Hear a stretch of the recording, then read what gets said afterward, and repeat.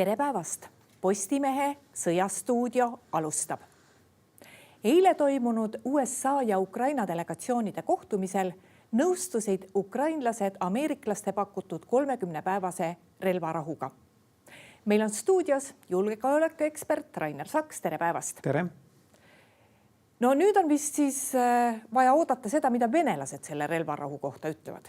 No enne ei ole sellel USA ja Ukraina kokkuleppel rohkem suurt mõtet, kui et USA taastas siis sõjalise abi andmise ja luureandmete andmise. Kuigi ma kahtlen, kas see luureandmete edastamine ikkagi nagu väga suures ulatuses peatati, aga no mingis ulatuses ta peatati. Nii et see on siis nüüd nii-öelda see asi, mida ukrainlased saavutasid konkreetselt sellel kohtumisel. No Ameerika president on öelnud, et ta juba mõne päeva pärast võiks vestelda Vladimir Putiniga. Kas ta teeb seda eeldusel, et siis tuleb Putinilt vastus? Ma saan aru, et siin on nüüd nagu mingisugune kontaktide siis hierarhia, nagu, mida viiakse läbi, et kõigepealt vist on olnud praeguseks kontakt Vene välisluure juhi Narskini ja siis CIA juhi Ratcliffe'i vahel, mida nad rääkisid, seda ei tea, kas on nüüd nii-öelda see esimene tase, siis järgmine peaks olema vähemalt nii, nagu on seda veel üleeile räägitud, siis peaks minema Venemaa USA presidendi eriesindaja, aga mitte siis Ukraina küsimustes, vaid Lähis-Ida küsimustes Witkov peaks minema Moskvasse, kes ka siis ühe korra varem käis, kui see vangide vahetus oli ja kui ta kohtus ka isiklikult president Putiniga ja siis peaks sinna otsa tulema nii-öelda USA presidendi telefonikõne Venemaa presidendiga. Nii et tegemist on siis nii-öelda ütleme siis niimoodi selle Venemaale selle vaherahu ettepaneku esitamisega. Tõenäoliselt Venemaa seda kohe kindlasti vastu ei võta, esitab mingid tingimused ja siis me näeme, kuidas see protsess läheb. No, kui venelased mingitel tingimustel selle vastu võtavad, kuidas see realiseeruks või missugused võimalused on selle realiseerumiseks ja sõjategevuse peatamiseks? Jah, siin ongi üks nagu oluline vahe. Ma olen üsna veendunud, et Venemaa ei lükka seda tagasi, vaid ta esitab mingid omapoolsed tingimused, millega ta on nõus vaherahu vastu võtma, sest Venemaal tegelikult seda vaherahu on ka vaja. Aga kas selleni jõutakse? Ma ei tea.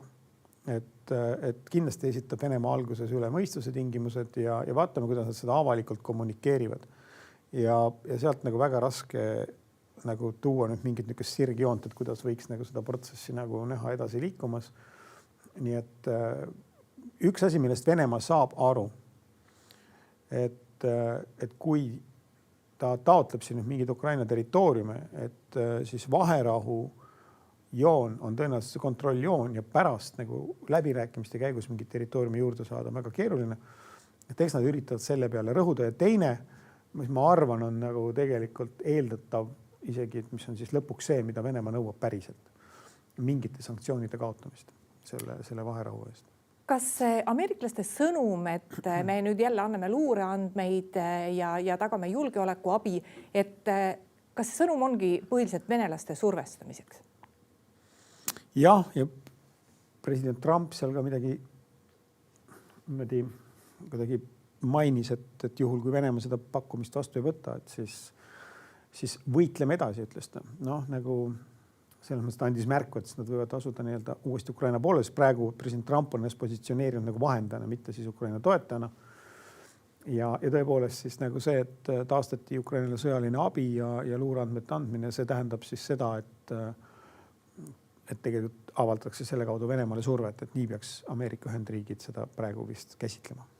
Aga praegu peaksid siis nii-öelda USA relvad ja laskemoon jälle hakkama Ukraina poole minema? No sellega tõendid juba on olemas, et see kohe eile öösel taastus ja praegu neid pilte võib juba meediast leida, kuidas relvatarned siis on taastunud Poolast Ukraina suunal. No eile sellel ajal, kui delegatsioonid omavahel kohtusid, USA ja Ukraina delegatsioonid, suutsid ukrainlased teha siiski enneolematult suure õhurünnaku, mille alla jäi ka Moskva, nii et mõned analüütikud on isegi öelnud, et Moskva ei ole nagu sellist rünnakut teisest maailmasõjast saadik näinud. jah, kahtlemata on see tõsi. Et on ka Ukraina droonid varem Moskvas rünnanud erinevaid objekte. Aga need on siis tõenäoliselt olnud kas sealt kuskilt lähedusest lastud sõja algfaasis, kui Ukraina näitas, et Moskva ei jää puutumatuks, nagu Venemaa president lubas ju, nagu et Venemaa territooriumile ükski vaenulik tegevus ei ulatu. Aga nüüd jah, pikka aega Ukraina siis need droonirünnakud ei ole Moskva linna nagu jõudnud ja no siin on spekuleeritud, sellel on erinevaid põhjusi. Üks põhjus võib olla muide see, et president Bideni administratsioon ei pooldanud seda või seadis sellise piirangu mingite teiste relvatarnetega seoses. Aga Moskvas on ka tugev õhutõrje, mida me ka praegu nägime, siis ega need droonid ühtegi konkreetset objekti nagu väga ei tabanud, et need droonirusud põhjustasid seal mõned tulekahjud Moskva linna piires ja ka mitte siis kesklinnas, vaid seal Domodedovo äärelinnas ja paaris kohas veel. Et Ukraina võib-olla ka sellepärast ei ole varem niimoodi oma droone kulutanud, aga Moskva oblastis tabati siiski mõningaid päris olulisi rajatisi. Nii et mis see tegelikult tähendab? See tähendab seda, et eelkõige on see sõnum Venemaale Ukraina poolt, et kui te loobute sellest, et vaherahu ettepanekute hulgas, oli siis see täielik vaherahu maal, õhus ja merel. Ja Ukraina on varem rääkinud osalisest, et teeme siis õhul ja merel, et ärme siis maismaal tee võib-olla. Et Venemaale tahetakse anda signaal, et kui te arvate, et see vaherahu õhus tähendab ainult piiranguid teile, et siis edaspidi Ukraina ei hooli nagu mitte mingitest nii-öelda muudest piirangutest, vaid rünnakud Venemaa linnadele muutuvad sagedaseks, et see võimekus on neil olemas. No ma arvan küll, et Ukraina ei kavatse rünnata puhtalt nagu tsiviilobjekte, vaid ikkagi valdavalt sõjalist strateegilisi objekte, aga ikkagi, et Venemaa peab siis lugema seda, et tema õhutõrje jääb kinni tsiviilobjektide või nende sõjaliste objektide kaitsetööstuse turvamiseks Venemaal ja rindel läheb selle võrra nende olukord halvemaks, nii et see on pigem nagu sellise signaali saatmine. Kuidas praegu venelased suudavad rindel hakkama saada ja kuidas ukrainlased suudavad? No kui me alustame näiteks Kurski oblastist, siis seal on ikkagi venelased liikunud edasi oma territooriumil. Ma olen üsna kindel, et Kurski oblastist nüüd Ukraina väed siin paari päeva jooksul lahkuvad ja sinna enam, ma ei tea, võib-olla jääb seal mingisugused väiksed positsioonid kuskil Venemaa territooriumil, võib-olla tuleks see täielikult välja, ma ei oska selle kohta nii täpselt ennustada, aga selle suurema osa territooriumist Ukraina kindlasti jätab maha. Ja see otsus tehti arvatavasti siin üleeile või midagi taolist. Muus osas ma ütleks niimoodi, et pigem on nagu praegu Ukraina poolel olnud nagu edukamad vasturünnakud kui Vene poole rünnakud. Ja nüüd võib eeldada, et nüüd nendel päevadel, kuni vaherahu sõlmimiseni, kui selleni jõutakse, on Vene poole rünnakute aktiivsus taas väga kõrge, et ei jääks muljet, et nad taanduvad siis Ukraina surve ees ja lähevad selle vaherahu peale. Ja tõenäoliselt nad üritavad veel maksimaalselt edasi tungida, kuigi ma ei usu, et see neil väga õnnestub, sellepärast, et kui neil oleks seda jõudu olnud, nad oleksid seda juba praegu teinud.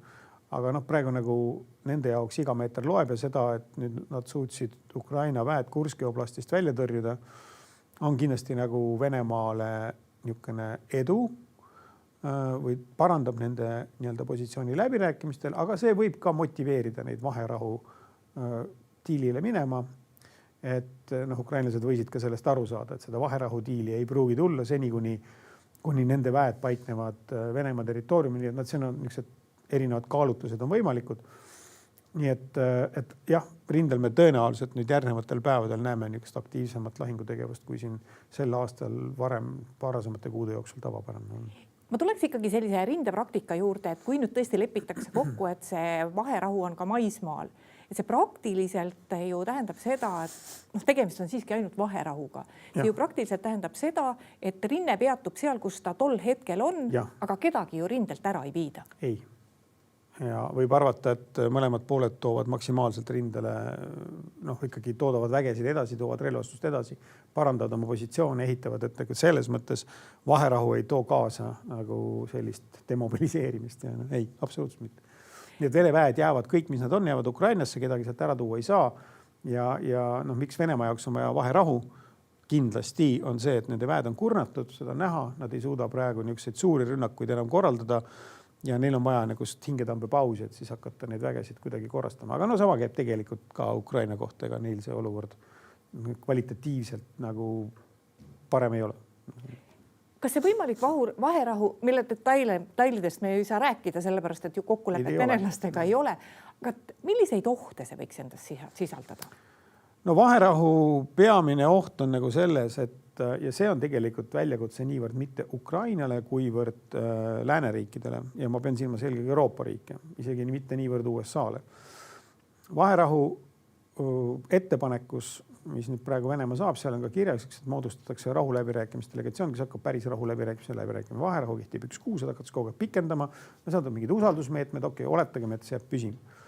See oht on nagu selles, et need rahuläbirääkimised nurjuvad ja see vaherahu jääb kehtima, mis tähendab seda, et Venemaa kontrollib veel suuremat osa territooriumi, kui ta oli see 2014, 2015 Minski lepete kohaselt ja siin on tegelikult see võtmeküsimus on selles, et Ukraina võib ju teoreetiliselt oma armeed edasi relvastada selleks, et nagu valmistada ette uut pealetungi, kui Venemaa ei ole nõus mingit nagu viisakat rahulepingut tegema, aga täpselt sama tõenäoliselt hakkab tegema ka Venemaa. Armeed relvastama, sinna Ukrainasse koondama, et oleks mingi sõjaline surve sellele Ukrainale ja et nad oleks valmis uue pealetungiga alustama. Aga nüüd kõige halvem stsenaarium on selline Ukraina jaoks, kui lääneriigid ei suuda seda initsiatiivi ja ma pean silmas just eelkõige Euroopa riigid, kes peavad andma Ukrainale siis nagu mingid julgeoleku tagatised. Et kui nad ei suuda Venemaa suhtes nagu seda initsiatiivi võtta, nii nagu juhtus Minski lepingutega, kus Venemaa siis sai võimaluse seda kontrollialat territooriumi pidevalt enda külge integreerida ja saavutada paremad positsioonid siis selleks, et lõpuks sõda alustada. Et kui see nüüd kordub, siis see on kõige halvem stsenaarium Ukraina jaoks. Aga olukord ei ole päris võrreldav, aga siiski ma ütleks, et see põhiküsimus rahuläbirääkimist saab olema see, kas Euroopa riigid suudavad võtta nagu sellise rahvusvahelise initsiatiivi ja survestada Venemaad koostöös USA-ga.